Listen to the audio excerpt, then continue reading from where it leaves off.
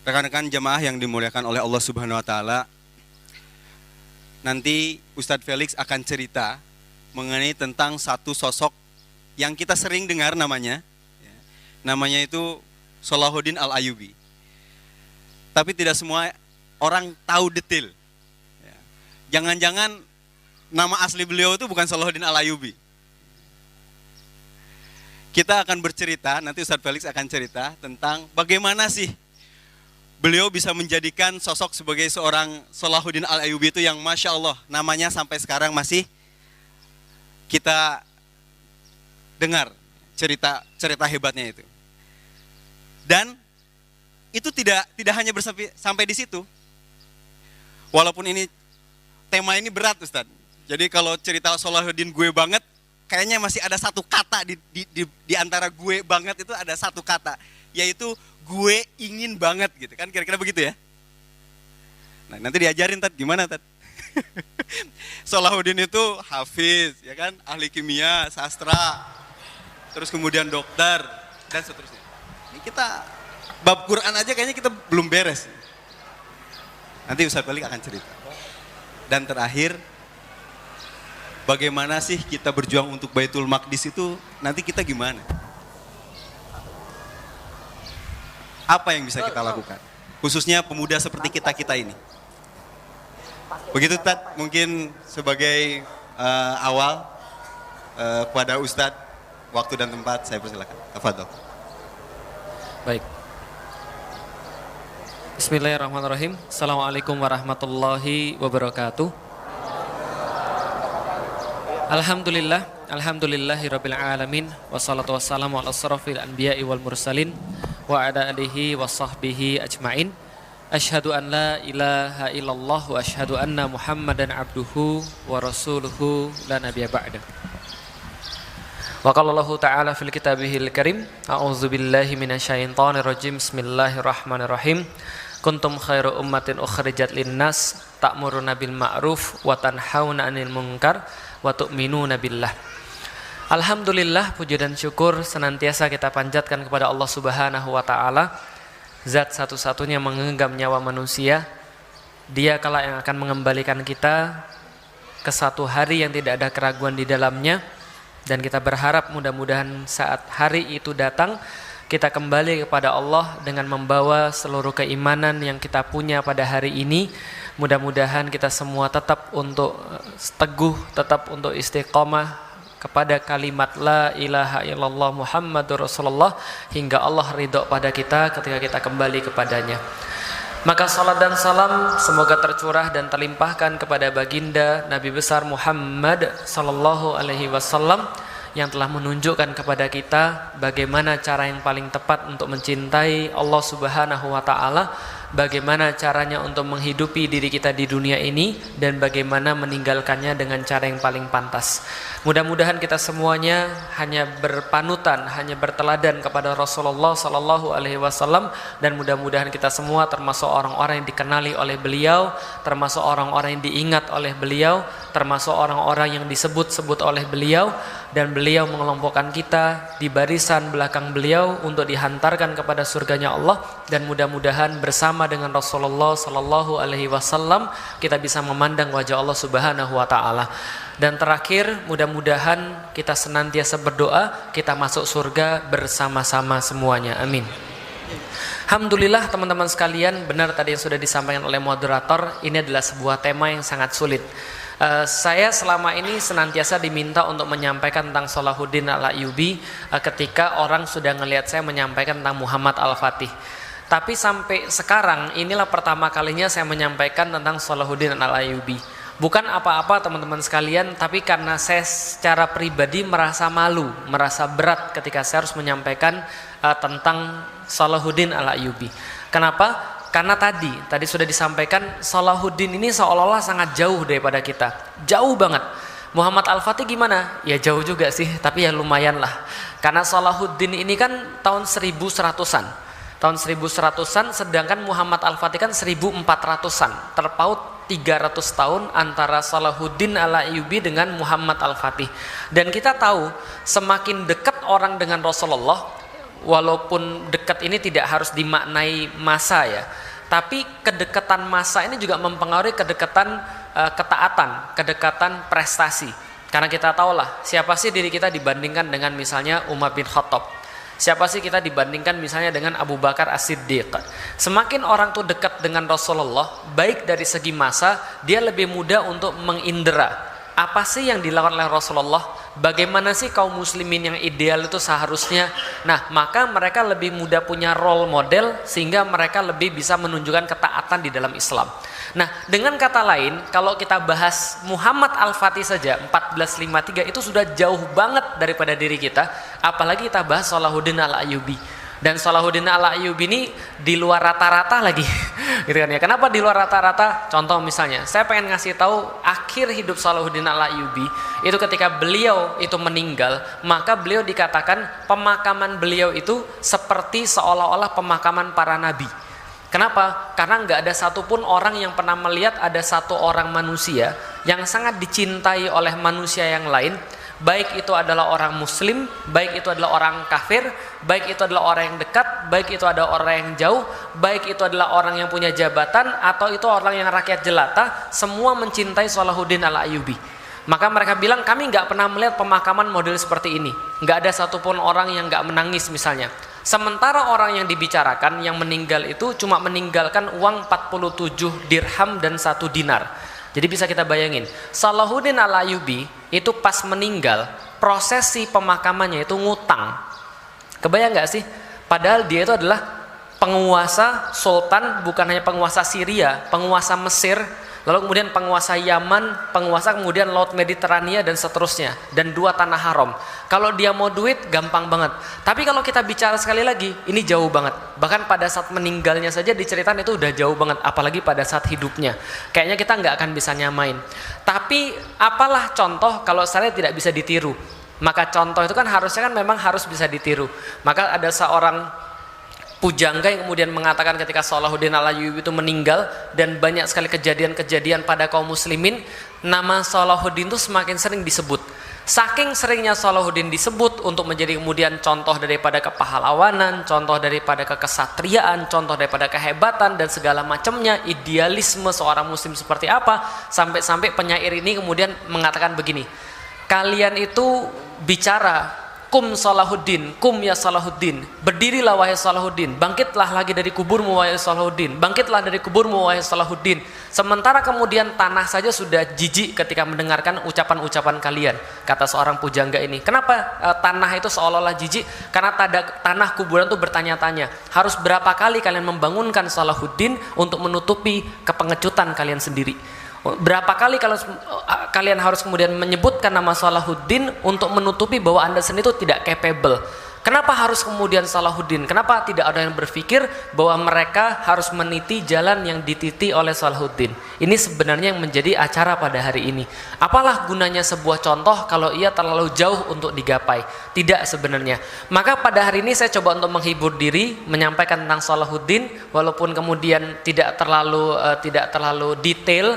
Nanti yang detail nanti bisa ditanya pada Dr. Tiar besok insya Allah. Nah, saya cuma pengen ngasih tahu aja, ketika saya kemudian baca tentang Salahuddin, lalu kemudian ngelihat tentang Salahuddin, ternyata masih ada harapan. Kenapa masih ada harapan? Karena Salahuddin itu tidak setinggi yang kita duga sebenarnya. Pada dasarnya sebenarnya Salahuddin itu bukan siapa-siapa sebelum dia menaklukkan Baitul Maqdis. Itu sebenarnya. Ini harapan buat antum dan buat saya sebenarnya gitu kan ya.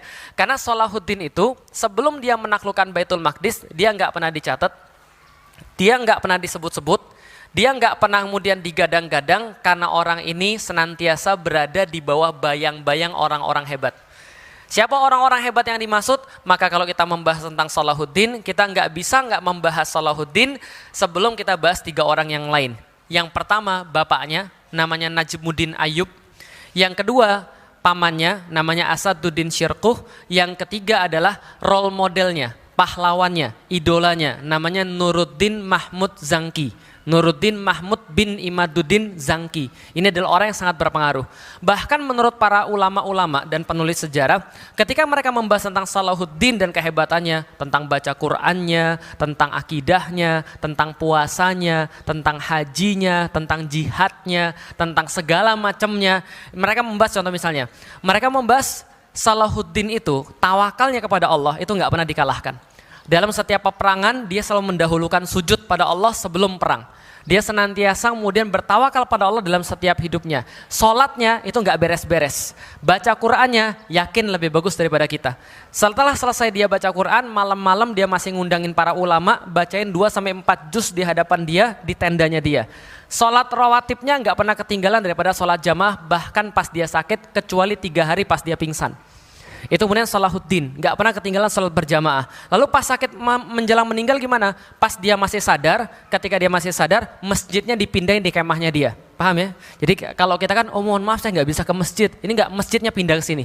Kenapa? Karena dia mau sholat berjamaah. Imamnya suruh pindah ke tendanya dia kemudian berdiri di ranjangnya dia untuk melakukan sholat berjamaah dengan yang lain. Ini Salahuddin, sholatnya luar biasa, sedekahnya nggak usah tanya. Duitnya banyak sekali, tapi nggak ada satupun orang yang datang pada dia kecuali pasti diberikan sesuatu. Kalau orang tuh ngeluh, dia akan berikan lebih banyak lagi. Kalau dia nggak punya sesuatu yang diberikan, dia bilang, saya belum punya uang untuk saat ini. Saya belum punya sesuatu untuk saat ini. Besok nanti kamu coba datang lagi kalau saya sudah punya. Orang membahas tentang Salahuddin luar biasa, nggak habis buku-buku membahas tentang kesolehannya Salahuddin, tapi semua ulama sepakat, Nuruddin itu kesolehannya jauh melebihi Salahuddin.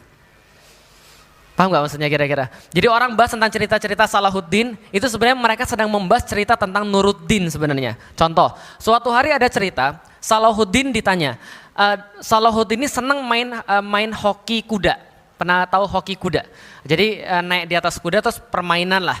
Tiba-tiba ada salah seorang ulama zuhud datang pada dia lalu bilang, Salahuddin kamu tuh ngapain? Ngapain kamu itu main-main aja? Salahuddin bilang, iya iyalah, kenapa? Kuda-kuda ini tidak bisa diistirahatkan. Kita harus tetap menjaga mereka agar mereka tetap siap dalam keadaan perang. Dan kita pun juga sama, sebagai orang yang berjihad di jalan Allah, kita harus tetap siap kalau dalam keadaan perang. Maka untuk itulah, karena mujahid-mujahid tidak mungkin 100% terus-menerus 24 jam 7 hari untuk pergi ke medan jihad, maka hiburannya adalah hiburan yang tidak melalaikan.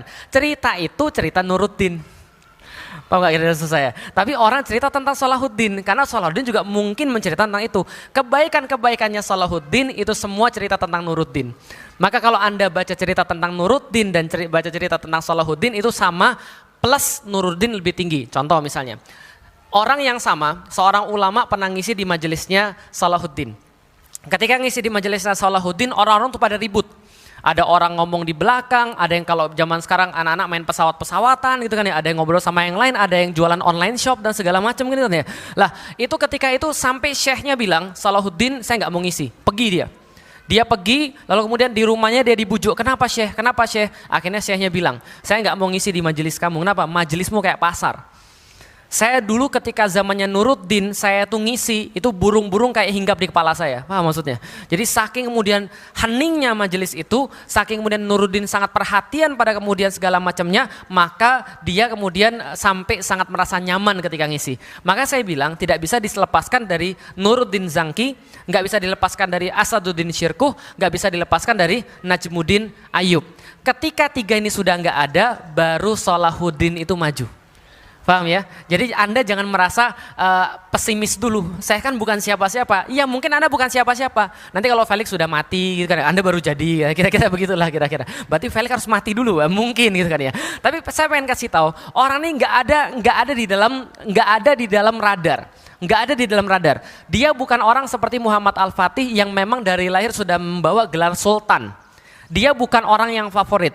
Bahkan diceritakan pada satu waktu ketika lahirnya Salahuddin Al-Ayyubi, itu bapaknya Najmuddin Ayyub itu mendapati saudaranya Asaduddin tadi mukul seorang laki-laki mati. Gara-gara apa? Laki-laki ini mengganggu seorang muslimah. Muslimah itu kemudian ngadu pada Asaduddin dan mereka berdua pejabat, Asaduddin sama Najmuddin bapaknya Salahuddin itu sama-sama pejabat. Ketika dipukul mati. Ketika mati mereka harus keluar dari kota itu daripada jadi buron. Kira-kira gitulah. Pas keluar dia bawa anak yang baru lahir itu, dia mau bunuh anak ini. Jadi bapaknya itu karena saking kemudian merasa ini anak bawa sial. kok gitu sih? Bukannya bapaknya itu soleh? Iya, tapi orang soleh kadang-kadang khilaf. Nah, maka dalam kemudian buku-buku sejarah yang sampai pada kita, ada catatan seperti ini, bahwa Najmuddin Ayyub ketika melihat Salahuddin nangis terus, ketika Pak Asad kemudian keluar daripada kotanya itu, menuju ke tempat Imaduddin itu, maka dia mau bunuh anak ini. Nah, ketika dia mau bunuh anak ini, diingatkan oleh salah seorang yang jadi bawahannya, kenapa kamu nyalain bayi ini? Bayi ini nggak bisa mendatangkan manfaat bagimu, juga nggak bisa mendatangkan mudorot bagimu. Kenapa kamu justru nyalain anak ini? Dia sadar dan akhirnya kemudian tetap bawa anak ini. Anak ini bukan favorit, anak ini orang biasa. Ketika misalnya diceritakan dalam berbagai macam kisah, ketika dia muda berpengalaman, sudah menunjukkan sebuah prestasi, itu ditulis baru setelah dia menaklukkan Baitul Maqdis. Paham teman sekalian? Sebelum dia menaklukkan Baitul Maqdis, praktis tidak ada catatan tentang Salahuddin al-Ayyubi. Artinya, hampir pasti dia adalah orang-orang biasa yang ditugaskan dengan tugas-tugas biasa. Contoh, ada beberapa tugas itu kemudian diberikan pada Salahuddin, salah satunya menjadi kepala keamanan di kota Damaskus.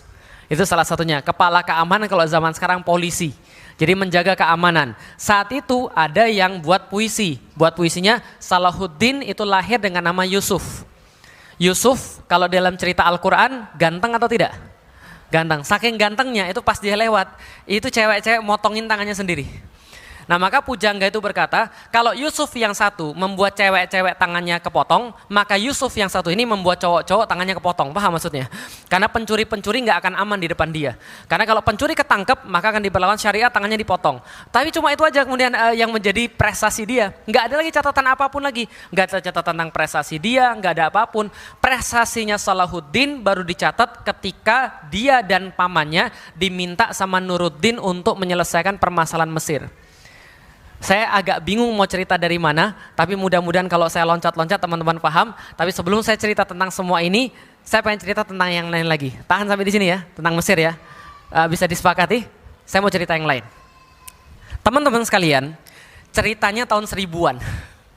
Cerita tahun 1000-an. Salahuddin tahun berapa? 1100. Saya pengen cerita sesuatu yang sangat penting supaya teman-teman tahu dan punya harapan. Ujung daripada kisah ini kita pengen jadi seperti apa dan kaitannya dengan Baitul Maqdis. Oke. Tahun 1000-an Baitul Maqdis jadi milik kita masih. Kenapa? Karena dibebaskan oleh Umar bin Khattab pada tahun 638. 638 Umar bin Khattab membebaskan Baitul Maqdis setelah kemudian menyelesaikan langkah-langkah yang pernah dibuat oleh Rasulullah Shallallahu Alaihi Wasallam. Jadi Rasulullah ketika dia Isra dan Mi'raj melihat Baitul Maqdis, sebenarnya bagi Allah Subhanahu wa taala, Allah ingin mengenalkan ini loh targetmu kelak. Bikin rencana untuk menaklukkan Baitul Maqdis yang sekarang lagi dalam penjajahan Romawi. Maka Rasul mengambil kemudian tugas itu, membuat rencana ketika masih hidup, rencana yang sudah tereksekusi adalah perang Mu'tah dan perang Tabuk. Maka dua ini adalah rencana eksekusi Rasulullah Shallallahu Alaihi Wasallam. Ketika perang Tabuk Rasulullah meninggal, maka pasukan ini mau ditarik oleh Umar bin Khattab. Maka kemudian ketika dia menyarankan pada Abu Bakar tarik dulu nih pasukan Tabuk. Kenapa? Rasulullah ini sekarang lagi meninggal. Kita perlu pasukan untuk menstabilisasi negara kita sendiri. Abu Bakar berkata, saya nggak bakal menarik kembali pasukan yang sudah diberangkatkan oleh Muhammad Sallallahu Alaihi Wasallam. Kenapa? Abu Bakar tahu persis ini adalah jalan menuju kepada Baitul Maqdis. Maka ketika kemudian dua ini sudah dititi, Baitul Maqdis kemudian diketahui oleh Abu Bakar dan Umar. Umar menaklukkan tahun 638 tadi. Setelah menaklukkan Baitul Maqdis tetap di dalam genggaman kaum muslimin sampai kemudian pada tahun 1100 tadi ketika perang salib. Tahun 1000-an ketika masih milik kita, kaum muslimin berada dalam masa kepemimpinan Khilafah Abbasiyah. Khilafah Abbasiyah ini mencapai puncak daripada kejayaan pada waktu itu dengan banyaknya sains, dengan banyaknya kekayaan, dengan banyaknya kemudian wilayah dan seterusnya. Apa hasilnya? Hasilnya mereka jadi lalai.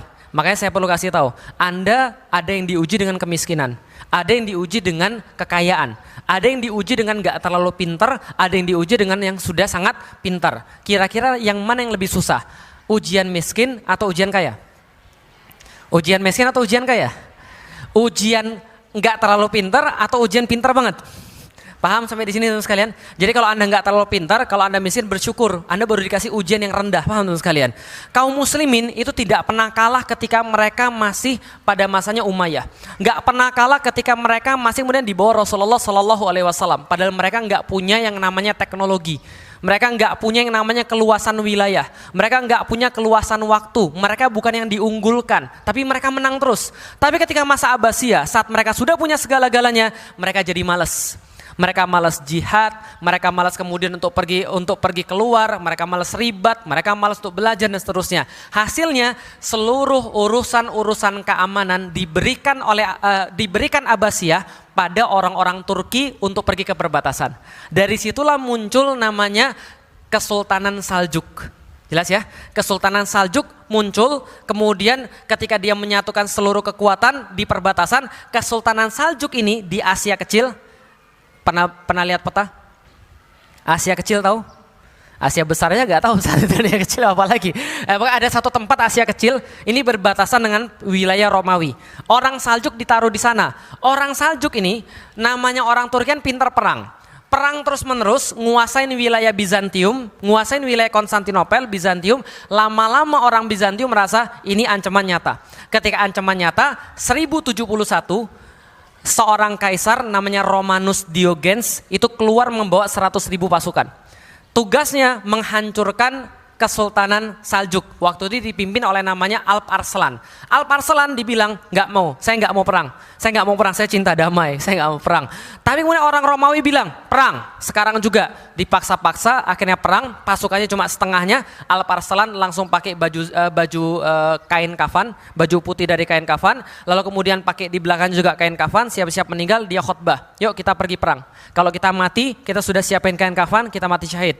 Tapi kalau kita menang, Allah akan memberikan kita kemuliaan. Mereka perang dan mereka menang. Singkat cerita, kemenangan tadi terjadi di daerah namanya Manzikert pada tahun 1071. Terjadi di wilayah namanya apa tadi?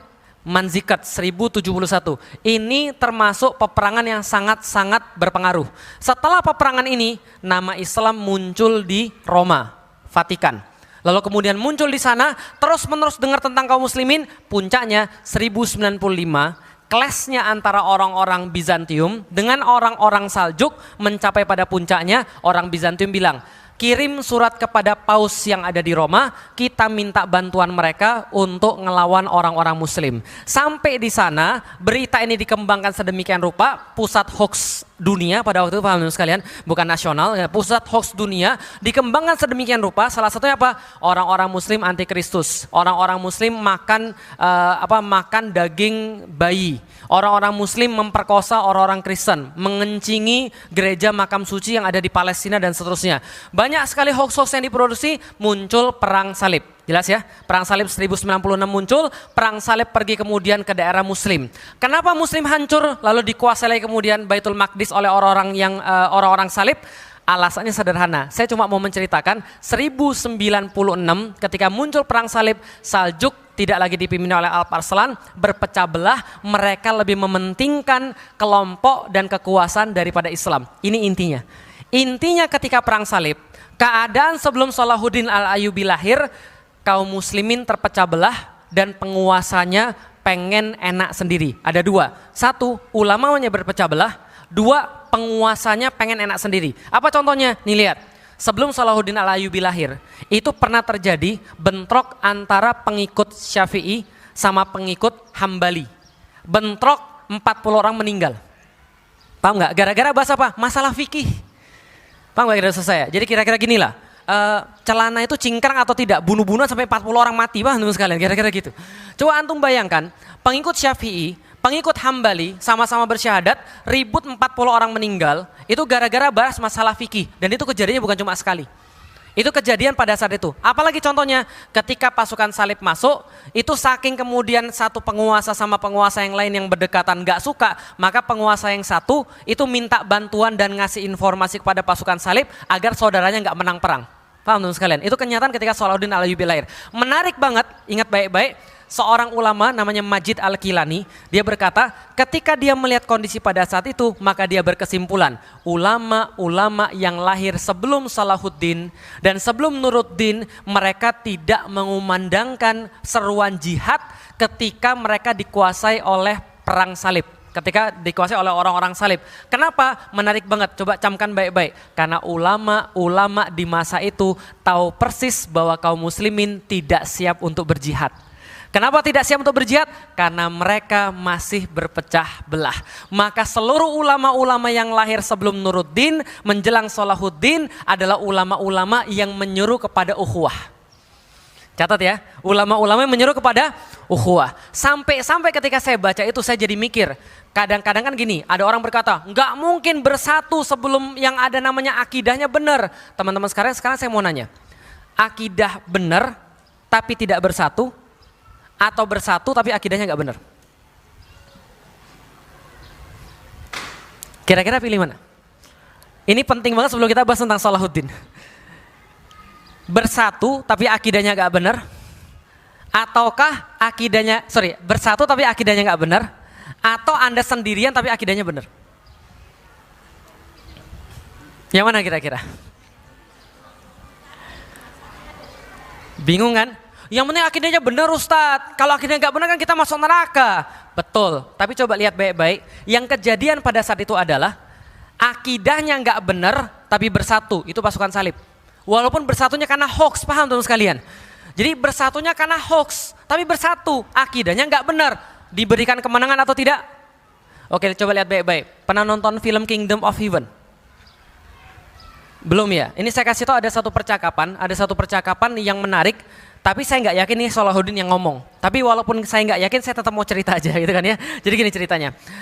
Dia dibilang sama dia, ada seorang bawahan Salahuddin bilang begini, Salahuddin, kenapa kita nggak serang aja nih orang? Kita sudah dijanjikan kemenangan oleh Allah. Allah pasti akan bantu kaum mukmin. Kenapa kamu takut banget? Salahuddin bilang, belum saatnya. Kamu tuh pengecut. Kenapa kamu nggak menaklukkan dia? Kita pasti dapat kemenangan daripada Allah. Salahuddin bilang begini, kalau begitu kemana kemenangan itu? Di mana Allah sebelum saya ada?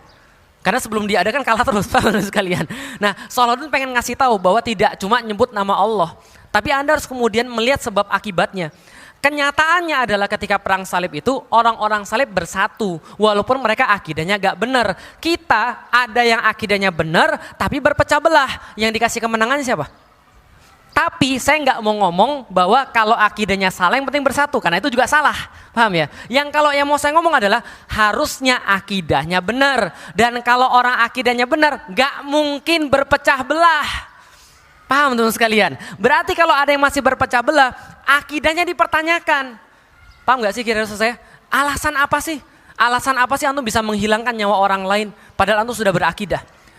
Bisa difahami gak kira-kira saya? Maka akidah ini harusnya mengantarkan pada sesuatu yang menjadi tujuan daripada beragama, yaitu adalah apa? Adalah kebaikan dalam kehidupan, gitu loh maksudnya. Makanya pada waktu itu ulama-ulama bilang, orang-orang ulama yang ada pada saat itu mereka nggak peduli lagi tentang tujuan beragama. Yang mereka pedulikan adalah sakofah mereka tinggi, mereka bisa menang debat, karenanya mereka bisa dapat posisi yang bagus, mereka bisa dikagumi oleh orang lain, tapi bukan lagi kemudian agama yang mereka perhatikan. Bisa difahami nggak sih kira-kira? Yang mau saya ngomong adalah hati-hati, ini jebakan yang sangat nyata. Kalau antum paham cara orang untuk menguasai orang-orang muslim, Anda paham juga tentang kenapa Rasulullah tidak dikasih jaminan bahwa orang muslim tidak akan hancur gara-gara berpecah belah. Suatu waktu Rasul berdoa, ya Allah, jangan binasakan umat saya dengan banjir. Iya, kata Allah. Jangan binasakan umat saya dengan kelaparan. Iya, kata Allah. Jangan binasakan umat saya dengan berpecah belah. Allah nggak jawab. Artinya Allah pengen kasih tahu, satu-satunya yang bisa buat Anda hancur adalah Anda berpecah belah. Tapi Allah nggak bilang begini, doanya bukan begini, ya Allah jangan sampai umat saya dihancurkan gara-gara sakofahnya kurang. Paham teman sekalian? Bukan masalah sakofah, tapi masalah adalah Anda mau beruhuwah atau tidak. Karena kalau Anda beruhuwah, itulah efek langsung daripada akidah. Maka dalam surat Ali Imran 101, 102, 103 yang saya bacain tadi, efek daripada akidah langsung adalah fa'allafa baina qulubikum, dan Allah ikatkan hati-hati mereka, fa asbahtum bi ni'matihi ikhwana. Dan kemudian dalam surat Al-Kahfi juga sama, wa rabbatna ala qulubihim, itu setelah amanu bi rabbihim. Ketika orang amanu bi rabbihim, beriman pada Allah Subhanahu wa taala, hati-hati mereka terikat satu sama lain dan mereka tidak akan mudah berpecah belah. Ini kondisinya masuk pada kemudian pembahasan kita tadi. Ini kondisi Salahuddin. Zaman sekarang kira-kira sama atau tidak? Antum bisa jadi mengatakan bahwa saya nggak mau nikah sama dia. Kenapa? Karena nggak semanhaj. Maksud lu apa? Maksud saya? Maksudnya semanhaj itu apa? Jadi seolah-olah gini, ulama itu ditarik. Nah ini ungkapan ulama zaman dulu. Kerusakan orang-orang zaman dulu sebelum Salahuddin adalah ketika para pengikut-pengikut mereka mengangkat kedudukan ulama-ulama mereka menjadi kedudukan seperti para nabi. Apa maksudnya? Sehingga kata-kata yang keluar dari dia itu seolah-olah hadis. Seolah-olah kalau misalnya sudah keluar dari ulamanya nggak boleh berbeda daripada itu. Bisa difahami kira saya. Zaman sekarang kejadian atau tidak kira-kira? Cuma gara-gara beda dikit antum bukan dianggap saudara. Dulunya main bareng sebelum ngaji. Setelah ngaji nggak main bareng. Kenapa? Karena dia kajiannya bukan kajian sunnah. Paham teman sekalian? Ini berbahaya. Kenapa? Karena kondisi-kondisi seperti ini yang menjadikan kita dijajah oleh pasukan salib. Kita harus mengerti kondisi begini. Maka ulama yang pertama kali datang memperbaiki ukhuwah di antara kaum muslim. Memperbaiki kemudian ikatan di antara mereka. Setelah itu baru muncul Nuruddin, baru muncul Salahuddin. Oke, saya cukupkan sampai di sana. Kayaknya udah nunggu lama gitu kan ya. Sudah paham kira-kira kondisinya seperti ini? Nanti kita lanjutin, silakan. Mau nanya apa lagi Mas? Ustadz Balik ini kalau cerita tuh cepet banget. Saya dengerin tadi, waduh ini kecepatannya full speed. Baik, nanti saya akan kurangi ya. Baik. Kurangi sedikit ya. Baik, insya Allah. Padahal saya udah baca sebelum itu, baca. Baik. Jadi yang ingin saya sampaikan, jadi ada 3 nama tadi. Jadi kan tadi pertanyaan saya, siapa sih yang mentarbiah Salahuddin Al-Ayyubi itu? Tadi Ustadz Balik menyebutkan ada 3. Yang pertama adalah Nuruddin Zenki. Beliau adalah sultan waktu itu ya. Itu yang pertama. Yang kedua adalah ayahnya sendiri, ya. Ayahnya sendiri, Azuddin Al-Ayyubi. Najmuddin Ayyubi. Makanya Salahuddin Ayyubi itu namanya itu Yusuf, ya. Yusuf Al-Ayyubi. Yusuf karena ayahnya ini. Yang ketiga adalah pamannya. Nah, itu yang pertama yang saya tangkap. Yang kedua, saya lanjutkan nih Tad. Boleh. Tadi Ustadz menceritakan tentang bagaimana beliau ditarbiyah ketiga orang ini. Ya. Terus tadi Ustadz, nah sekarang bagaimana kita nih Tad? Ya. Tadi udah dikasih kisi-kisi, oh kita nggak boleh berpecah belah, ukhuwah. Nah sekarang lanjut ke Baitul Maqdisnya itu bagaimana menyambungkan kita ya, bisa membebaskan Baitul Maqdis itu gimana? Baik, saya tadi udah cerita tentang 3 hal ya, yang menarik lagi adalah gini. Seorang ulama namanya Abdullah Nasih Ulwan yang ketika menulis tentang Salahuddin Al-Ayyubi diulangi lagi ucapannya oleh Muhammad Ali As-Salabi mengatakan begini, kedatangan pasukan salib itu adalah iqab bagi umat muslim, adalah hukuman bagi umat muslim. Kenapa hukuman bagi umat muslim? Karena umat muslim berpecah belah. Sesuatu yang Allah kasih yang terbaik bagi umat adalah ketika mereka bersatu. Maka ketika saya ditanya, kalau menurut saya Islam akan bangkit dari mana? Menurut saya Indonesia. Kenapa Indonesia? Karena Indonesia dikasih Allah keutamaan yang gak dikasih ke tempat yang lain. Allah kasih Arab Saudi dengan mereka berbahasa Arab, nabi dari kalangan mereka. Bukan Arab Saudi, memberikan pada orang Arab nabi daripada kalangan mereka, Quran dengan bahasa mereka, dan Islam dimulai dari sana. Orang Persia Allah muliakan dengan ketika mereka memperkuat Islam dengan ilmu sains dan kemudian ilmu-ilmu yang lain. Orang Turki Allah muliakan dengan kehebatan mereka dalam perang. Tapi mereka tidak pernah diberikan oleh Allah ukhuwah seperti kita. Bisa difahami ya untuk sekarang ini. Nah maka kalau saya ditanya, kenapa saya yakin banget bahwa Islam akan bangkit daripada Indonesia? Karena ukhuwah satu hal yang paling penting yang menyebabkan perubahan ketika perang salib itu sekarang justru ada di Indonesia. Jadi kalau ada orang bilang jangan suriahkan Indonesia, insya Allah Indonesia nggak akan kayak Suriah. Indonesia tuh orangnya beda, orangnya tuh baik insya Allah. Artinya dalam arti persaudaraan mereka tuh sangat kuat sekali ukhuwah mereka. Jadi insya Allah enggak. Itu kemuliaan Allah yang Allah berikan pada kita sekarang. Mudah-mudahan Allah tidak mencabut itu. Nah, jadi ketika mereka kemudian muncul dalam kondisi seperti ini, maka pada saat itu Nuruddin ketika sudah mewarisi daripada bapaknya Imaduddin, itu dia sudah menjadi orang yang sudah siap untuk perubahan. Ulama-ulama besar semuanya berbicara tentang ukhuwah, berbicara tentang kesatuan kaum muslimin, maka prioritas Nuruddin yang pertama untuk menaklukkan Baitul Maqdis adalah menyatukan kaum muslimin. Bagaimana cara dia menyatukannya? Banyak. Salah satu kisah yang paling terkenal adalah bagaimana Nuruddin yang waktu itu menguasai Aleppo itu kemudian mau menaklukkan Damaskus. Loh, kok mau menaklukkan Damaskus? Itu Damaskus punya siapa? Punya muslim juga. Masalahnya muslimnya suka nyari gawe, masalahnya begitu. Lah kenapa? Karena Damaskus itu mereka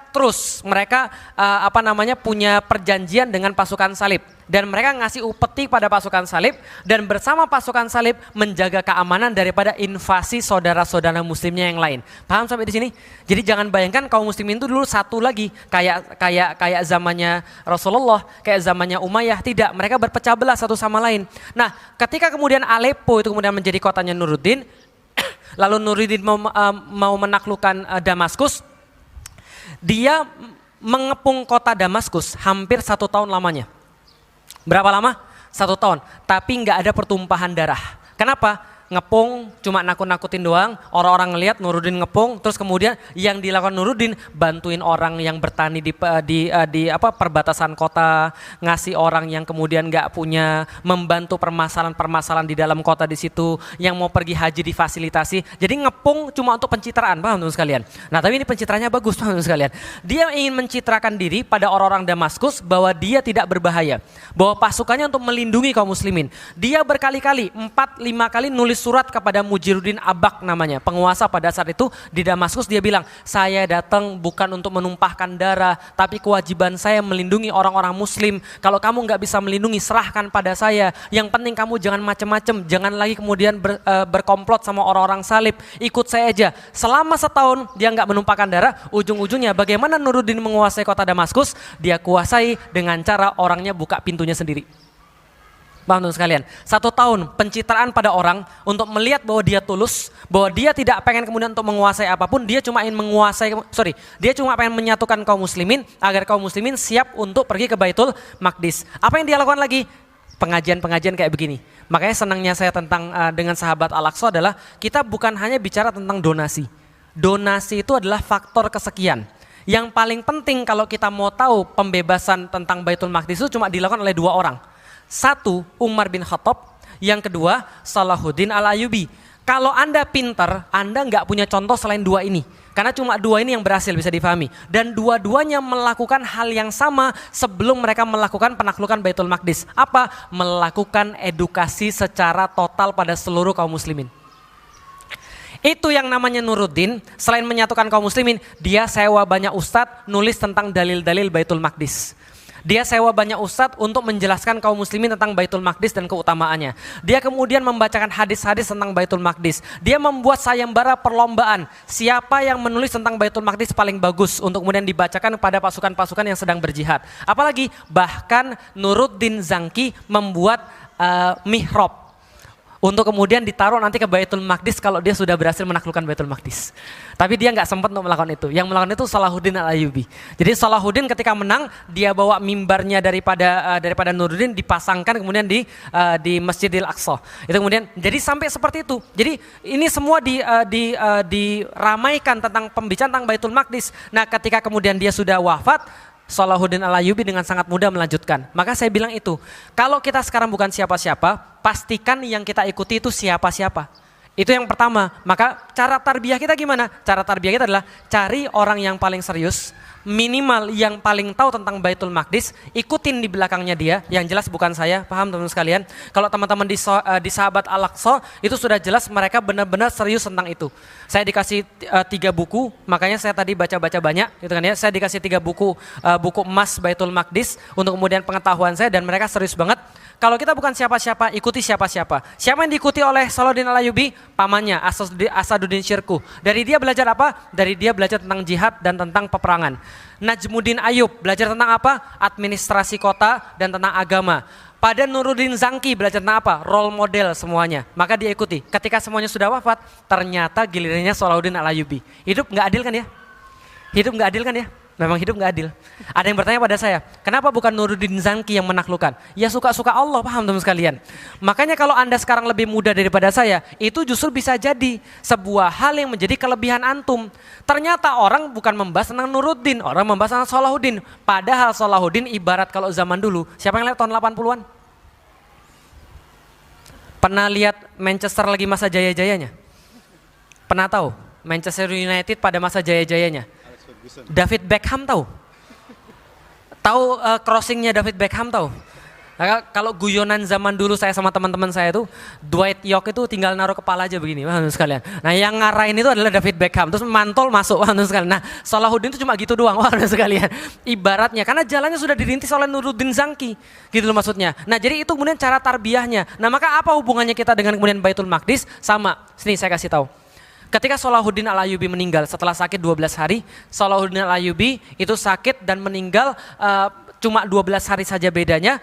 Dia sakit ketika sudah menginspeksi orang-orang sedang pulang haji, dan setelah kemudian dia menginspeksi orang pulang haji, dia sakit, dia minta dibacain Quran terus. Dibacaan Quran setengah nggak sadar, hari ke-9 ketika kemudian dibacaan Quran pada dia, la ilaha illahu alimul ghaibi wasyahadah, maka dia kemudian berkata, sahih sadaqta, sahih benar, kamu kemudian sahih, kamu benar. Setelah itu pingsan lagi. Hari ke-12 kemudian la ilaha illahu alaihi tawakkaltu. Tidak ada Tuhan selain Allah, kepada engkau engkau saya bertawakal. Salahuddin lalu senyum, bersyahadat, lalu meninggal. Ketika meninggal dia, seorang kemudian ulama Ibnu Syiddat berkata begini, saya selama ini mendengar ada orang berkata, kalau saya bisa mati menggantikan dia, saya akan mau menggantikan dia. Dan dia bilang, dia tulis, dan menurut saya ucapan itu berlebihan. Sampai saya melihat Salahuddin wafat di hadapan saya. Baru dia bilang, saya mau menggantikan dia. Paham gak maksudnya? Saking kemudian orang ini meninggal, dan orang ini penting banget bagi kemudian kaum muslimin pada saat itu. Dia kemudian diarak keluar mayatnya dan dimakamkan. Tadi saya sudah cerita, dia gak punya duit sehingga dia harus minjem, keluarga harus minjem untuk memakamkan dia. Dan seluruh ulama pada saat itu sepakat, Salahuddin akan dimakamkan bersama dengan pedangnya. Jadi kalau Anda nyari pedangnya Salahuddin, gak ada, dimakamkan sama Salahuddin. Kenapa? Mereka berpendapat karena kami yakin ketika nanti sudah di Yaumil Qiyamah, Salahuddin akan dibangkitkan bersama dengan pedangnya. Dan orang-orang akan tahu ketika dia bersandar pada pedangnya, inilah penakluk Baitul Maqdis, inilah pembebas Baitul Maqdis. Maka di nisannya ditulis sama ulama-ulama pada saat itu, ya Allah, inilah orang namanya Salahuddin Yusuf bin Ayub yang telah membebaskan banyak sekali kemudian kota-kota. Dia membuka Baitul Maqdis, membuka kemudian pintu-pintu yang dikuasai oleh orang-orang salibis, membuka banyak sekali tempat-tempat bagi kaum muslimin. Maka ketika kemenangan terakhirnya yang saat ini, ya Allah, bukakanlah pintu surga bagi dia sebagaimana dia sudah membuka pintu Baitul Maqdis. Paham teman sekalian? Pertanyaan saya, antum mau gak jadi orang kayak begitu? Satu kota disebutkan dari zaman Rasulullah SAW sebagai kota yang harus menempati hati kita. Captive sudah ada untuk kota itu, sama seperti kota Mekah dan kota Madinah gak mungkin akan hilang daripada hati kita. Baitul Maqdis itu kemudian disebutkan keutamanya banyak sekali. Bahkan para sahabat berlomba ingin meninggal di sana. Termasuk Bilal kemudian pergi sana. Termasuk sahabat-sahabat yang lain pergi ke sana. Salahuddin Al-Ayyubi membebaskan itu. Lalu yang dia lakukan adalah kemudian membersihkan seluruh kemudian Masjidil Aqsa dengan kemudian air mawar, sujud di situ. Bisa dibayangin teman sekalian. Dan ketika dia meninggal, dia dikenang sebagai pembuka Baitul Maqdis dan semua orang mendoakan kemudian bagi dia. Kenapa kemudian Baitul Maqdis penting bagi kita? Sebagaimana Baitul Maqdis penting bagi Salahuddin, sebagaimana Baitul Maqdis penting bagi Rasulullah SAW. Pertanyaannya, kenapa ini menjadi sesuatu yang gak penting bagi kita? Gitu maksudnya. Nah itulah kenapa kita tuh nggak pernah bisa untuk dipalingkan dari situ. Itulah kenapa kita harus membiasakan diri kita dalam atmosfer ketika Nuruddin itu kemudian lahir, ketika kemudian Salahuddin itu dibesarkan. Atmosfer apa? Edukasi tentang Baitul Maqdis dan bahwa ada pasukan yang akan membebaskan di sana. Itu yang paling penting. Itu hubungan kenapa kita melakukan hal ini sekarang. Masya Allah. Ini untuk sedikit meredam kecepatan. Saya minta izin. Masih cepat juga ya. Baik. Saya minta izin. Dengar-dengar Ustadz kemarin baru dari Kilis. Boleh nggak saya tampilkan video Ustadz jalan-jalan kemarin? Silahkan. Saya minta tolong dari Hub TV bisa moderator bisa ditampilkan.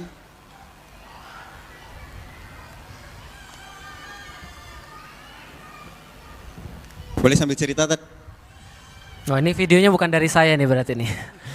Oke baik. Ini teman sekalian, ketika saya dan istri, itu istri saya yang sebelah kiri, yang satu ya, bukan yang banyak ya. Kita mengunjungi kota Kilis. Kota Kilis ini adalah kota yang berbatasan dengan Suriah, di perbatasan sebelah tenggara daripada Turki. Ini anak-anak yang ada di sana, anak-anak yang ada di Suriah, anak-anak Suriah yang ada di Turki, yang ada di perbatasan, dan kita pergi atas nama Sahabat Al-Aqsa untuk menjenguk anak-anak di bumi anak-anak yang lahir di bumi yang diberkahi ini, untuk mengkonekkan mereka dengan Al-Quran. Karena kita yakin sekali bahwa anak-anak ini adalah anak-anak yang lahir di tanah yang barokah, tanah yang Allah berikan karunia, allazi barokna haulah, dan anak-anak ini suatu hari nanti akan balik lagi ke tanah itu sendiri. Dan ketika mereka kembali, kita ingin pastikan bahwa yang mereka bawa adalah Al-Quran. Karena kerugian terbesar adalah ketika satu generasi harus lepas daripada Al-Quran. Karena kita tahu bahwa Salahuddin Al-Ayyubi adalah generasi yang dibimbing oleh Al-Quran. Saya sering mengatakan dalam materi-materi saya, ada tiga hal yang harus ada pada seseorang agar dia bangkit girohnya. Yang pertama adalah Al-Quran, yang kedua adalah ulama, yang ketiga adalah kisah-kisah sejarah atau kisah-kisah di masa yang lalu, sirah. Nah, maka kita ingin menyambungkan dengan Al-Quran dengan anak-anak ini. Dan ada satu hal yang bikin kita haru ketika melihat anak-anak ini, teman-teman sekalian. Mereka nggak semua adalah orang-orang yang dulunya terpapar dengan Al-Quran. Tapi ketika mereka sedang dijajah seperti sekarang, mereka sedang dizolimi seperti sekarang, ketika mereka dibawa ke perbatasan Turki itu, mereka mulai berkenalan dengan Al-Quran. Mereka mulai belajar Al-Quran seperti Anda belajar Al-Quran. Anda belajar Iqra, mereka juga belajar Iqra. Loh, mereka kan orang Arab. Orang Arab juga perlu belajar Al-Quran. Dari situ saya tahu, ternyata Al-Quran itu bukan hanya untuk orang Arab. Karena orang Arab juga perlu belajar bahasa Al-Quran. Mereka melafazkan harus dengan baik dan seterusnya. Nah, ketika mereka sampai di situ, ada yang 5 tahun sudah hafal 10 juz. Ada yang 6 tahun sudah kamil, sudah sempurna 30 juz. Lalu kemudian mereka senyumnya mereka sangat tulus sekali, dan mereka benar-benar orang yang perlu perhatian. Perhatian dari siapa? Perhatian daripada seluruh kaum muslimin. Kenapa? Karena mereka adalah orang-orang yang dizolimi itu tadi. Mereka nggak dapat seperti kita. Nah, maka ketika kita ke sana, kita coba untuk mendekati mereka, menyambungkan Al-Quran dengan mereka, dan kita berharap dengan ini esok ketika suatu saat nanti tiba, mereka balik lagi ke Suriah, mereka bawa Al-Quran untuk menjadi orang yang menaklukkan Baitul Maqdis, insya Allah.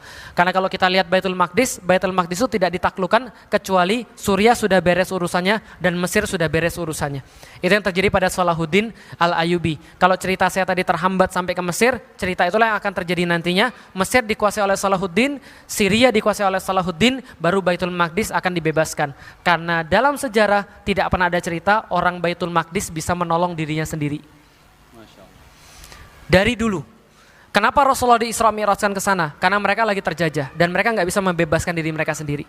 Maka harus ada orang lain yang dari luar yang membantu mereka. Kenapa pada saat kemudian Salahuddin Al-Ayyubi mereka nggak bisa membebaskan diri? Karena memang bukan seperti itu ceritanya. Selalu harus ada yang dari luar yang membantu mereka. Nah, pertanyaannya, kalau nggak dari kita siapa lagi?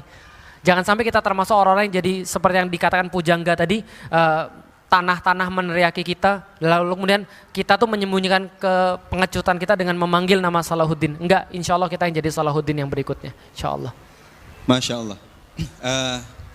Rekan-rekan yang dirahmati Allah Subhanahu Wa Taala, sebelum ini penutup Ustadz mohon disampaikan. Ustadz kan penasihat sahabat Al-Aqsa. Ya. Bisa Ustadz cerita apa sih sahabat Al-Aqsa itu, terus kemudian bagaimana aktivitasnya, kegiatannya, dan seterusnya, Ustaz? Ya, alhamdulillah saya ketemu dengan sahabat Al-Aqsa itu kebetulan. Saya tahun 2013 dakwah ke Amerika 1,5 bulan di West Coast, di pantai sebelah barat. 2014 saya balik lagi ke Amerika untuk dakwah lagi 1,5 bulan di East Coast, di pantai sebelah timur. Tapi yang 2014 qadarullah dideportasi. Deportasi balik ke Indonesia, dideportasi. Salah satu yang tahu adalah Ustadz Salim Fillah. Ustadz Salim Fillah tahu, lalu kemudian Ustadz Salim Fillah datang bersama teman-teman sahabat Al-Aqsa.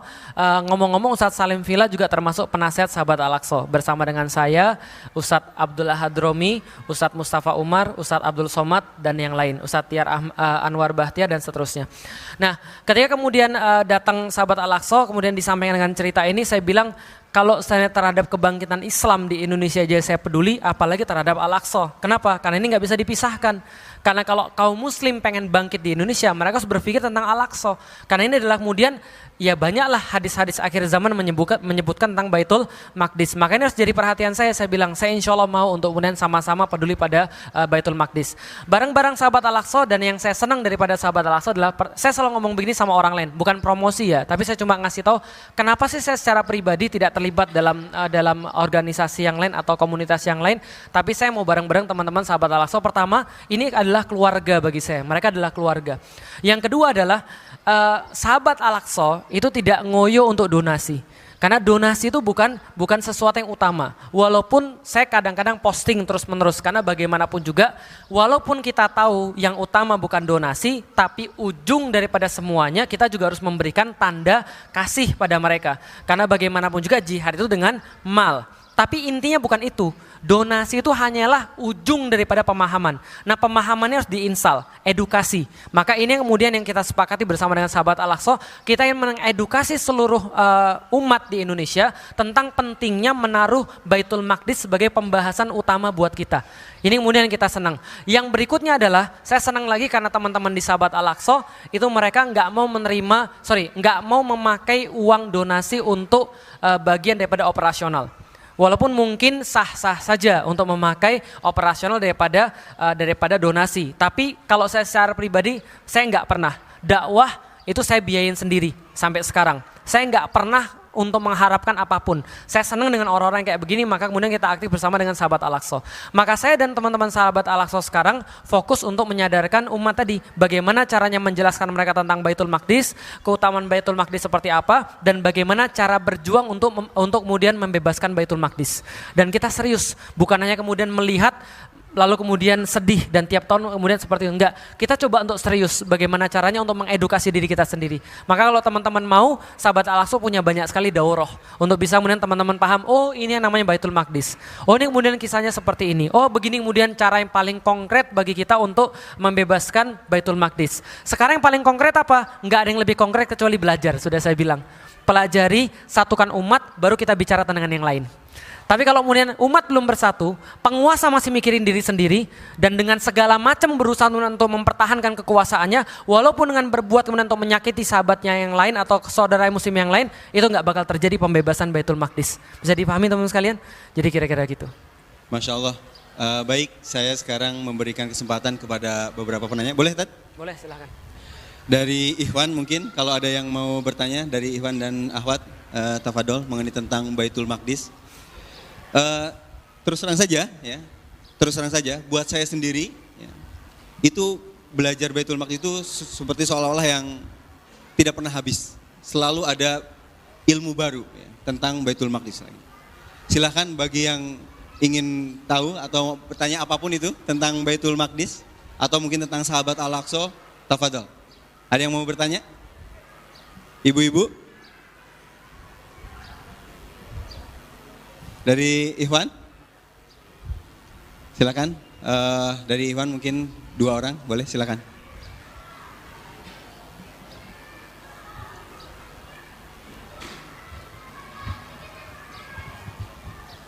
Bismillahirrahmanirrahim.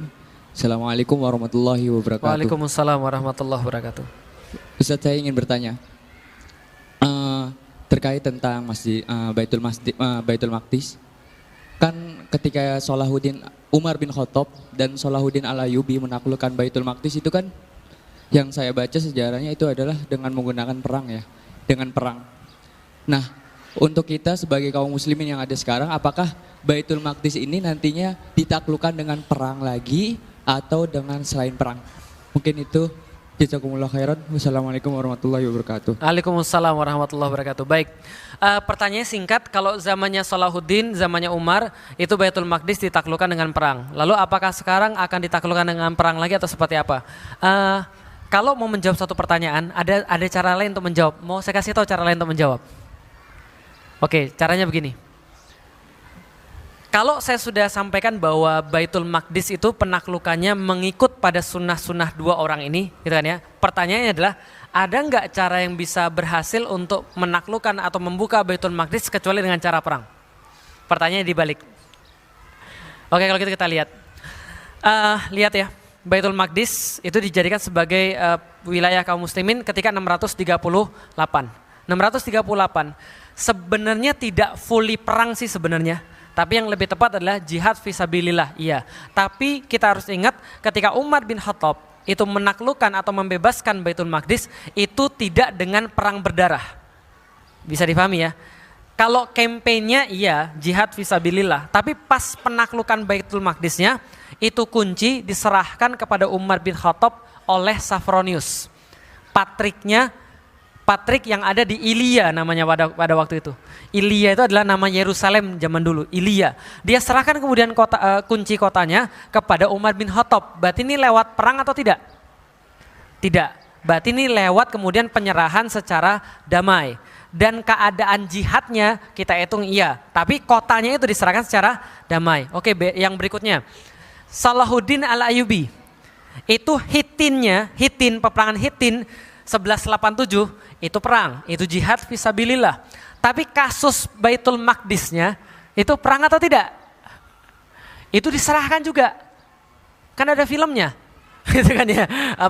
Kingdom of Heaven diserahkan Balian of Ibelin kepada Salahuddin al-Ayyubi. Saya setuju menyerahkan kota dengan syarat seluruhnya kemudian boleh keluar dengan selamat. Itu justru kata-kata Salahuddin. Kalau kamu perang, kasihan anak-anak sama kasihan cewek-ceweknya. Udahlah nyerah aja. Nanti saya jamin setiap jiwa nggak akan pernah dilukai. Diserahkan sama Balian. Oke, berarti selesai. Jihadnya ada, kotanya diserahkan secara damai. Jelas sampai di sini? Oke, kalau gitu kita hitung. Ada nggak sih kemudian kalau sebenarnya kota itu pernah, sampai sekarang, ada nggak sih sejarahnya kalau nggak lewat jihad? Kayaknya nggak ada, coba lihat. Ketika kemudian sudah ditaklukkan oleh Umar, hilang pada saat perang salib. Ditaklukkan lagi Salahuddin al-Ayyubi 88 tahun berikutnya. Kemudian setelah kemudian ditaklukkan Salahuddin menjadi wilayah kaum muslimin sampai kapan? Ada yang tahu sampai kapan? Sampai kapan? Sampai tahun 1917. 1917 atau 1918 itu ada namanya Deklarasi Balfour. Pernah belajar sejarah Deklarasi Balfour? Deklarasi Balfour adalah surat kuat dari Inggris menyerahkan wilayah Palestina kepada Konfederasi Yahudi Zionis. Bisa dipahami ya, itu deklarasi Balfour namanya 1918. 1918 diserahkan kepada kemudian Yahudi, 1922 dikuatkan lagi oleh Liga Bangsa-Bangsa, LBB yang diketuai oleh Inggris pada saat itu. Lalu kemudian 1923 atau 1924 khilafah runtuh, maka 1948 langsung legal diambil oleh PBB dikasih kepada Israel lewat persetujuan bosnya PBB Amerika. Berarti bapaknya Israel siapa? Bapaknya Israel siapa? Yang pertama tadi? Inggris. Emaknya siapa? Amerika. Bidannya siapa? PBB. Paham teman sekalian? Antum berharap tiga ini akan menyelesaikan masalah? Enggak mungkin. Coba lihat, berkali-kali kemudian roadmap tentang perdamaian dibuat di sana. Enggak semua enggak dipatuhi sama Israel. Orang dari dulu Nabi aja diingkari kok. Tuhan aja mau dibohongi sama mereka, paham sekalian? Apalagi antum, paham sekalian? Jadi itu nggak mungkin kejadian, karena orang Yahudi itu nggak akan bisa berbicara kecuali dengan bahasa kekerasan, gitu loh maksudnya. Dengan bahasa jihad fisabilillah, maka itu nggak kejadian. Mereka selalu nggak bisa didengerin orang itu mereka. Nah maka ketika kejadian itu sudah kita lihat, kemungkinan besar besok akan ada yang melakukan jihad fisabilillah dan kota itu akan diserahkan secara damai. Insya Allah, kalau mengikut pada sunnah-sunnah sebelumnya. Bisa dipahami ya. Nah tapi jangan bicara jihad dulu. Kan sudah saya bilang, ulama-ulama Majid Al-Kilani salah satunya bilang, ulama-ulama zaman dulu enggak berbicara jihad bukan karena mereka takut. Bukan karena mereka takut. Tapi mereka masih punya masalah besar. Apa masalah besarnya? Ukhuwah. Itu dulu yang antum bicarain. Jangan sampai antum benci saudara antum gara-gara beda manhaj gitu loh maksudnya. Gara-gara beda ustadz gitu kan ya. Gara-gara ya perkara sepele gitu loh maksudnya. Ya, itu aja antum benci, jangan. Bagaimanapun saudara muslim tetap muslim. Kalau mereka sudah syahadat, maka antum harus rela untuk mengambil peluru bagi dia suatu hari nanti insya Allah. Asal mereka sudah syahadat, mereka saudara kita, insya Allah kita berbagi surga sama mereka. Gitu ya, itu dulu yang kita bicarakan tentang masalah ukhuwah. Nanti insya Allah ke depan seperti itu.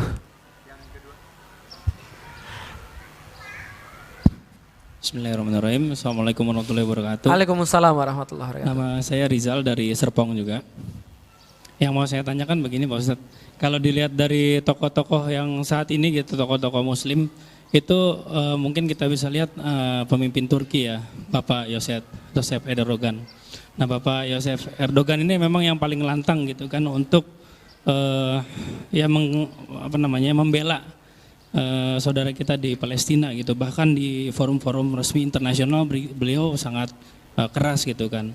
Nah, apakah tokoh seperti Pak Joseph Erdogan ini perlu banyak gitu kan? Maksudnya ada dari negara-negara lain gitu kan, sehingga tidak lewat perang tapi lewat mungkin politik atau mungkin lewat hubungan diplomatik atau mungkin lewat hal-hal yang lain gitu kan, sehingga kemerdekaan Palestina ini utuh gitu Ustadz. Nah, apakah nanti di akhir zaman itu tokoh yang kayak Pak Erdogan ini harus mesti banyak gitu untuk memerdekakan Palestina? Makasih. Assalamualaikum. Baik. Pertanyaannya, apakah tokoh-tokoh seperti Erdogan itu perlu diperbanyak supaya nanti bisa lewat politik atau apa dan segala macamnya, dan apakah tokoh-tokoh itu perlu ada? Kalau saya secara pribadi yakin ini bukan hajatannya manusia, ini hajatannya Allah. Karena ini hajatannya Allah, Allah yang jadi panitianya, Allah yang jadi penyusun acaranya, semuanya adalah Allah. Kita itu cuma ya tim hore-hore aja gitu kan ya. Karena ini hajatannya Allah. Makanya saya bilang kan, dunia ini kayaknya nggak adil ya. Yang bikin rencana Nuruddin, yang bikin segala Nuruddin, tapi kemudian Salahuddin yang menaklukkan, ya suka-sukanya Allah. Orang Allah yang panitianya gitu kan ya. Artinya ya orang ini juga sama solehnya luar biasa. Nah artinya secara pribadi itulah mungkin yang saya katakan, karena ini adalah hajatnya Allah, Allah yang menunjuki hati-hati manusia untuk jadi seperti Nuruddin. Ada orang yang dipersiapkan menjadi Salahuddin. Ada orang yang cuma dipersiapkan jadi gurunya. Ada orang yang dipersiapkan mungkin cuma untuk nyatetin dia. Dan segala macam. Tapi orang kayak begini mesti muncul. Nggak mungkin nggak muncul. Nah sekarang Erdogan ya mungkin sedang melakukan tugas sejarah. Jadi ya tinggal kita manfaatkan saja apa yang bisa kita ambil dari Erdogan. Gitu kan ya, keberanian dia ketika dia walk out daripada forum ekonomi internasional, ketika dia misalnya contoh disepelekan. Bagaimana dia berhadapan dengan orang lain, ya itu adalah bagian daripada tugas sejarahnya dia. Dan kadang-kadang tugas sejarah itu ada dua. Ada yang ngajarin baik, ada yang ngajarin buruk, paham teman-teman sekalian? Nah kalau ada yang ngajarin buruk itu juga tugas sejarah. Maka saya bilang pasukan salib ketika menyerang kaum muslimin banyak yang terbantai di situ. Itu memang tugas sejarahnya mereka. Maka ulama-ulama bilang itu adalah iqab bagi kita. Karena kita harus belajar kalian tuh nggak bisa terpecah belah. Kalian tuh nggak boleh terpecah belah. Sekuat apapun Anda, sekeren apapun sakofah Anda, kalau Anda sendirian itu sudah salah. Jadi paham ya kira saya? Jadi ada ceritanya juga yang nggak bagus. Contoh, nih lihat nih. Ada orang bilang sama saya, Ustadz kalau kejadian gak seperti yang kita inginkan gimana Ustadz? Kalau kondisi-kondisi saat ini gak seperti yang kita inginkan. Saya bilang kalau Allah menambah sulit perjuangan kita, itu cuma Allah pengen agar kemenangannya semakin keren, paham teman sekalian? Contoh kayak begini misalnya. Nabi Musa datang kepada Fir'aun. Fir'aun kamu togok, kamu ini berlebihan, kamu sombong, kamu parah, luar biasa. Sini sekarang saya mau ngambil Bani Israel dan kamu ikutin agama saya. Terus Firaunnya bilang, monggo silahkan. Ceritanya keren gak kira-kira? Jadi gak keren paham sekalian. Yang buat keren itu apa? Firaun bilang, halah anak kemarin sore, kamu tuh dibesarkan di dapur saya tahu gak? Kamu tuh siapa dulunya, ileran dan segala macem. Diejek, setelah diejek, kamu tuh paham gak? Kamu tuh buron, kamu saya penjara tahu gak? Ditakut-takuti, setelah ditakut-takuti gak berhasil, hati-hati kamu sama Musa. Musa ini akan membuat negaramu hancur tahu enggak? Musa ini akan merusak kemudian kesatuan NKRI. Ya itu kalau sekarang. Jadi kira-kira gitu kan. Diomongin begitu. Lah Musanya kan kemudian santai aja. Setelah santai Firaun enggak bisa dikandani, akhirnya dia bilang, "Oke, Bani Israel ikut saya." Malam kemudian pergi dari kemudian Firaun, paginya kesusul. Setelah kesusul, ternyata mereka udah dijanjikan kemenangan segala macam di depan Musa Laut Merah. Laut Merah di depan Musa, di belakang Musa, pasukan semakin mendekat. Deg-degan gak kira-kira? Deg-degan itu, lebih deg-degan daripada Avenger Endgame itu, wah sekalian, itu serius. Karena antum nonton itu gak mati, wah sekalian, ini antum mati. Nah coba antum bayangin ya, di tengah-tengah khawatir begitu, masih ada yang ngece. Ah Musa, ngomongnya kita bakal selamat, alah Musa. Makanya besok tuh ngomong mikir. Masih ada yang ngece kayak itu, kira-kira kesel gak antum? Tiba-tiba Allah bilang, Musa, tenang, kan Musa bilang, kala inama ya Rabbi sayahdin. Enggak, Allah bersama saya, Allah akan menunjuki saya. Musa, ketukkan tongkatmu. Musa bilang, ya Allah, Saya sudah tahu tongkat ini bakal berubah jadi ular, kan sudah dilatih, paham teman sekalian. Sudah dilatih di Bukit Tua, dilatih pas di depan Firaun. Ini emang jadi kucius senujutsu, manda itu bisa membelah lautan, enggak bakal kejadian begitu. Maksud saya, Musa bilang, "Ya Allah yang konkret dong ya Allah." Enggak, Musa yakin sama Allah. Musa yakin Allah nggak pernah akan ingkar janji. Musa yakin kalau Allah pengen dia menang, dia akan menang. Dan Allah kalau nggak pengen dia menang, hanya akan membuat kemenangan dia lebih keren. Paham sekalian? Terbelah lautan, lalu kemudian dia lewat, lalu kemudian pasukan musuh lewat, dihempas di situ. Keren atau enggak? Itu ceritanya sampai sekarang kemudian membuat kita terkaget-kaget. Kita terkesan-kesan. Kenapa? Karena ada sesuatu yang nggak kita sukai. Paham maksudnya kira-kira? Jadi kalau ada pemimpin model Erdogan itu pembelajaran. Kalau ada pemimpin model-model yang bukan Erdogan itu juga pembelajaran sekalian. Jadi semua pembelajaran aja. Tinggal tunggu hajatnya Allah lewat siapa. Tinggal tunggu hajatnya Allah lewat lisan siapa. Maka tenang teman-teman sekalian. Antum jangan kecil hati. Ini bukan hajat manusia. Ini hajat Allah. Suatu hari saya kecil hati. Ketika saya kecil hati, saya ngomong sama Ustadz Somad. Waktu itu dia belum terkenal kayak sekarang. Saya bilang, "Ustadz, ada saran nggak tentang orang yang sudah terlanjur terkenal tapi bodoh?" Beliau nggak jawab. Jangan kira beliau tuh kayak di panggung ya. Beliau kalau di panggung kan lantang kan. Kalau pas lagi di kehidupan nyata, gitu kan ya. Beliau tuh ditanya 10 menit baru jawab, kan sekalian gitu. 10 menit kemudian TikTok, nggak dijawab pertanyaan saya sampai nyetir gitu kan ya. 10 menit kemudian baru jawab. Ada sebuah hadis. Rasulullah Shallallahu Alaihi Wasallam bersabda, "Idza aradallahu bi abdin khairan ista'malahu." Kalau Allah menginginkan seorang hamba untuk jadi kebaikan pada dirinya, maka Allah akan mempekerjakan dia. Ista'malahu itu bukan mempekerjakan, lebih tepatnya ngerjain dia. Lebih tepatnya lagi menggunakan dia, sebagaimana seorang dalang menggunakan wayangnya. Paham teman sekalian? Paham gak kira-kira ini hajatnya Allah? Ya, jadi menggunakan wayangnya. Terus saya bilang, maksudnya gimana Ustaz? Berarti kalau misalnya ada orang bodoh yang sudah terkenal, Allah pengen gunakan dia dengan kebodohannya untuk memperkenalkan Allah pada orang-orang. Jelas? Alhamdulillah. Jelas ya? Paham maksud saya kira-kira? Jadi kalau antum lagi kecil hati, antum melihatnya ini tugas sejarah kok. Menjadi orang bodoh tapi terkenal itu tugas sejarah, paham sekali. Jadi antum nggak boleh protes. Jadi gitu. Kenapa dia yang terkenal? Padahal saya yang lebih pintar. Karena antum nggak pengen Allah gunakan, belum. Tapi yang pengen Allah gunakan yang bodoh-bodoh dulu, paham sekalian. Kayak saya, kayak misalnya antum enggak lah insya Allah. Ya. Jadi ini salah satunya, gitu loh saya. Jadi ini tugas sejarah. Nah maka kalau nanti ada pemimpin-pemimpin model seperti itu, kita tinggal tunggu saja. Yang kita lakukan sekarang adalah menyiapkan kalau kita yang ditugaskan sejarah. Kalau anak kita yang ditugasi sejarah. Maka tadi saya bilang bangunlah atmosfernya. Bangunlah atmosfer di mana Baitul Maqdis itu dibicarakan di mana-mana. Karena seorang ulama berkata, sebelum Salahuddin Al-Ayyubi menaklukkan Baitul Maqdis, di zamannya Nuruddin, seluruh orang-orang berkata-kata Baitul Maqdis jihad, Baitul Maqdis jihad. Diterjemahkan dari sini Yerusalem jihad, Yerusalem jihad. Bisa dipahami teman-teman sekalian? Buatlah kemudian atmosfernya. Siapa tahu kita yang kedapatan tugas sejarah itu. Wallahualam bishawab, nggak ada yang tahu. Gitu. Masya Allah. Satu lagi, Tan, boleh Tan? Ini yang terakhir mungkin, silakan.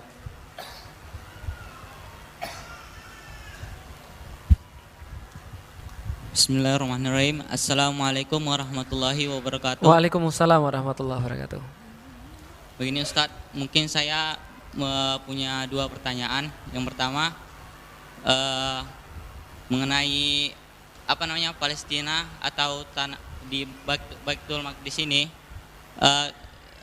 Banyak kan orang-orang juga heran kenapa sih orang-orang kafir itu memperebutkan Baitul Maqdis itu, padahal kan tanah-tanah di sekitar itu tidak begitu subur dan kayaknya potensi alamnya itu juga nggak terlalu menguntungkan gitu. Tapi orang-orang kafir itu kayak sangat ingin sekali memilikinya gitu. Itu pertama Ustadz. Yang kedua, apakah mungkin kan saya baru baca salah satu hadis sahihnya bahwa di akhir zaman nanti akan muncul masa khilafah an-nubuwah gitu ya Ustaz, kalau nggak salah namanya. Nah itu apakah mungkin Baitul Maqdis ini bebas ketika pada masa itu, Ustaz. Mungkin Baik, itu dari saya. terima kasih. Assalamualaikum Pertanyaannya adalah, warahmatullahi wabarakatuh. itu dua itu ya. Pertanyaannya adalah yang pertama, kenapa sih orang-orang tertarik dengan Baitul Maqdis? Terutama orang-orang kafir kenapa tertarik pada Baitul Maqdis? Yang kedua adalah apakah ada hubungannya dengan khilafah yang nanti akan bangkit lagi? Jadi ini untuk sekalian. Oke, kita coba bahas aja begini. Kita nggak usah bahas secara dalil dulu ya. Contoh, kalau antum jualan nasi Padang, kenapa nasi Padang? Ya suka-suka saya kan, saya yang nanya. Antum jualan nasi Padang, antum pilih jualan di belokan yang rame atau di kuburan? Yang mana kira-kira? Yang rame, oke. Pertanyaan saya, ada nggak sih daerah yang lebih bersinggungan dengan banyak sekali tempat kecuali daerah Syam? Nggak ada jawabannya. Makanya orang zaman dulu yang bukan muslim pun, orang barat mengatakan Levant adalah artinya the crossroads of the world. Paham maksudnya? Jangan merokok di dalam rumah. Levant atau Syam adalah persimpangan dunia. Paham ya? Lah kalau antum jual nasi Padang aja pengen di persimpangan. Apalagi kalau ada orang pengen menguasai dunia. Kira-kira dikuasai pertama kali apa dulu? Persimpangan dunia. Ke belakang kemudian ketika orang lewat laut, maka yang mulai dilirik adalah selat. Selat Selat Bosforus. Lalu kemudian terusan Suez ketika dibikin, Selat Sunda belakangan ketika ada Indonesia dan segala macam. Pertanyaannya itu selat-selat paling banyak di mana? Di situ lagi. Sekalian, Laut Mediterania, sono ya sebelahnya sudah Syam. Di atasnya kemudian Selat Bosforus, bawahnya Syam, gitu kan ya. Itu lagi secara geopolitik itu menentukan. Kalau antum pengen menguasai dunia, nggak usah pakai dalil, itu daerah harus dikuasai terlebih dahulu. Itu yang pertama. Yang kedua, bicara tentang clash of civilization. Tentang masalah clash of civilization, pertarungan peradaban, maka Samuel Huntington itu bilang bahwa setelah wafatnya sosialisme, maka musuh satu-satunya ideologi kapitalisme sekuler tidak lain dan tidak bukan hanyalah Islam. Kenapa bisa begitu? Karena hanya Islam yang bisa mengungguli kapitalisme dan sosialisme dalam mengatur dunia. Paham teman-teman sekalian? Maka besok ketika clash of civilization, kepentingannya ketika kapitalis sekarang, anggap begini, antum negara kapitalis. Yang harus antum jaga supaya nggak muncul adalah siapa? Islam. Nah, maka di situ dijaga. Karena Timur Tengah adalah dari dulu pusat kemunculan Islam. Bisa difahami teman sekalian? Itu nggak pakai dalil. Kalau pakai dalil banyak banget, gitu kan ya. Nggak usah jauh-jauh. Subhanalladzi asra bi abdil lailam minal masjidil haram ilal. Bisa nggak kalau Allah pengen Nabi Muhammad langsung dari Mekah langsung ke Sidratul Muntaha, bisa nggak? Bisa nggak? Tapi kenapa tidak? Itu jawaban paling bagus karena Allah pengennya begitu. Itu kan hajat Allah. Allah pengen ngasih tahu bahwa itu tanah yang diberkahi. Kalau haulah saja sekelilingnya saya diberkahi, apalagi di tengah-tengah situ, bro. Bisa dipahami ya dari saya. Nah maka itu energinya kuat sekali dan itu kemudian tempat yang diberkahi oleh Allah. Bagi kita secara pribadi itu sudah lebih daripada cukup untuk dalil apapun. Apalagi tambah lagi tentang masa depan dan segala macam. Asyam ukru darul mu'minin, bahwa Syam itu adalah pusat daripada darul mu'minin, pusat daripada negaranya seluruh kaum mukmin di dunia. Orang mengartikan beberapa sebagai khilafah. Wallahualam bisawab, khilafahnya di mana? Siapa tahu di Indonesia, bisa jadi. Itu kan ya, bisa jadi kebangkitan Islam di Indonesia, bisa jadi kebangkitan Islam di Syam, bisa jadi di mana saja. Yang jelas itu hajatnya Allah, bukan hajatnya manusia. Jadi kalau ada manusia yang berani-beraninya menantang hajatnya Allah, urusannya sama Allah bukan sama manusia. Paham teman sekalian? Berarti ya itulah yang kemudian harus kita yakini bahwa itu adalah bagian daripada masa depan kita sama-sama. Jadi bukan satu dua saja. Kalau antum cuma mikirin diri sendiri, cuma mikirin Indonesia, antum gagal sebagai seorang muslim. Kenapa? Karena di dalam Al-Quran tidak pernah ada ya ayuhal Indonesiun, paham teman sekalian? Enggak ada. Tidak ada ya ayuhal Jakartiun, enggak ada. Tapi ya ayuhan nas, Allah pengen untuk seluruh manusia. Ya ayuhan nas, ya ayuhal muslimun, Allah panggil kita sebagai satu kesatuan yang satu.